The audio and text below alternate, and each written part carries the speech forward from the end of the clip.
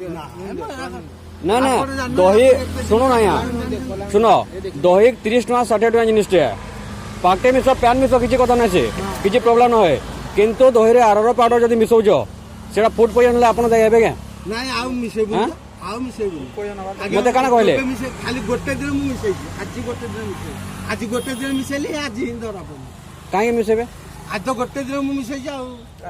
मुझे कौन कहली फास्ट मुझे खाइली मुझे होटेल मैनेजमेंट स्टूडेंट बुझीपारे 5 स्टार होटेल मुझे जब कौन कौन मिसाई कौन नहीं मुझे बहुत भल भाव जाइए मुझे गोटे चामच खाइली जानीपारि आर पाउडर मिसाई दही सागे सागे कहली कण मिसईज से कहले कि ना मिसई ना मिसईज ना कि ना आस ओमफेड दही है ओमफेड दही मुझे जानी जाए आर पाउडर आप मिसईज मिछ कहले मुझे कि ना मिसे बोली कि मिसईज मिसई मिसाई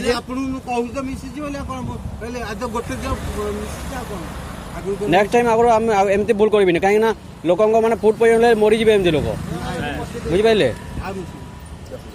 बेपार कर भले से बेपार कर हाँ पानी मिस पूरा पैन मिस बरं दही पचे ना दियो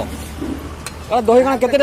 जिन 30-35 टका जिन से तुम फिर आर पाउडर मिसा भलिया बोली